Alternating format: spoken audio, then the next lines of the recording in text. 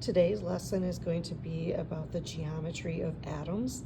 We use the term VSEPR chart, where VSEPR stands for valence shell electron pair repulsion theory.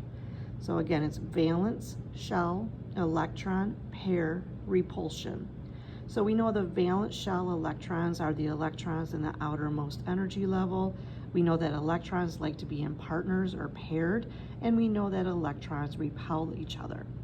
So in order to determine what the geometry is going to look like, we're going to use these letters of A, B, and E. A stands for the central atom, B is the bonded atoms, and E is the number of lone electron pairs on the central atom. It does not matter if there are electron pairs on the outside atoms, it only depends on the central atom. So these are the basic shapes that are going to be possible. The first shape is known as bent. This shape here is known as tetrahedral. We then have this blue one here, which is going to be our trigonal pyramidal. And then we have this guy here, which is trigonal planar. And then we have linear. And then we have another example of bent. So there are two bent structures, one that's going to look like this and one that's going to look very similar to this. So the first structure that we're going to build in class is going to be water. Now you can do a quick sketch of water based on your previous information. Oxygen is going to be the central atom, and then you have two hydrogens attached to it. And at this point, everything was good. However, we now have to use the letters of A, B, and E. You can see that here I have oxygen in the center, so that oxygen is considered the A, or the central atom. Now, to oxygen, we have two different hydrogens. So we say we have two bonded hydrogens to oxygen, and we write it as B2.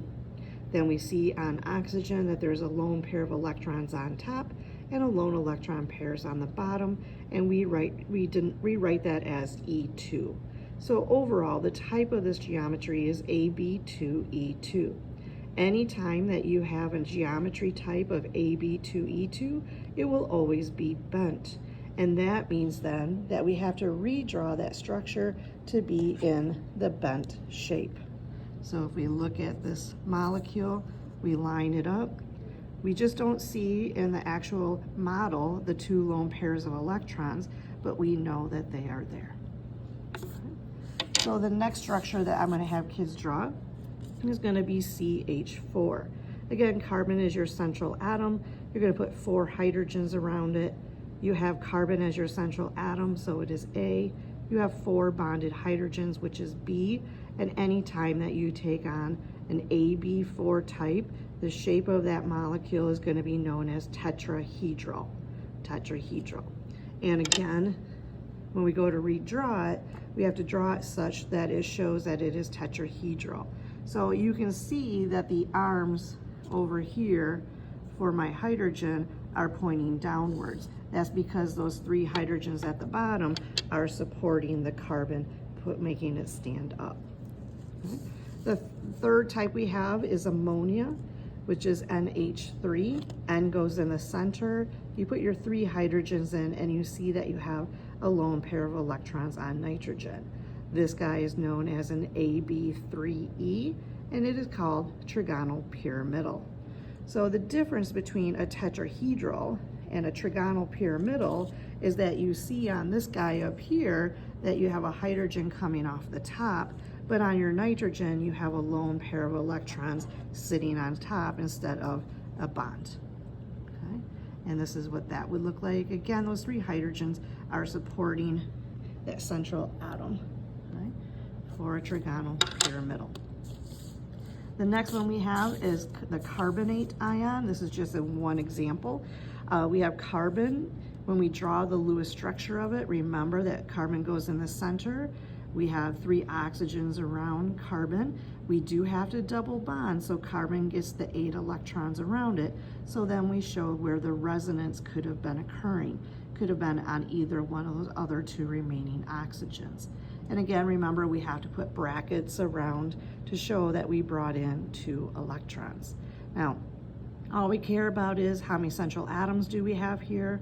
We have one. It is the letter A, or A for C. And then we have 3 oxygens around it, so it's B3. There are no lone pairs of electrons on carbon. We ignore those on oxygen. Those don't matter. It's just about the center. So it's AB3, and it is going to be trigonoplanar, and it is going to take on this shape here. Right? So you're going to see it's called trigonoplanar because if you connect the red dots, you have a triangle, and it's planar because all the red dots or red balls are all on the same plane.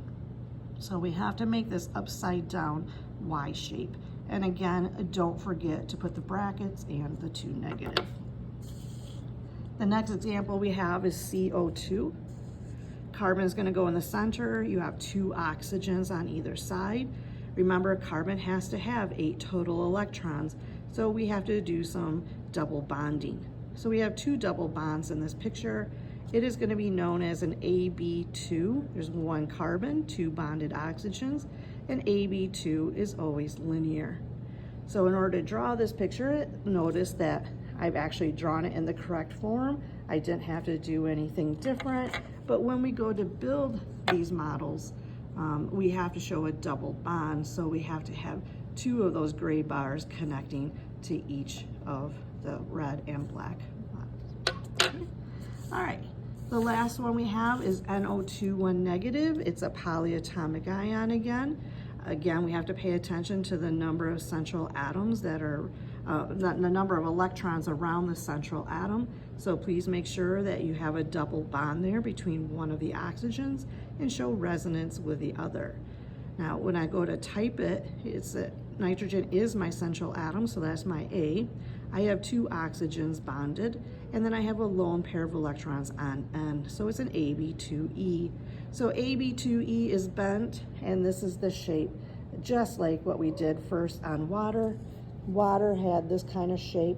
You notice here that there were 2 lone pairs of electrons that were moved to either end of the oxygen. Here we put the electrons right on top of the nitrogen. Okay? And this is what that molecule would look like.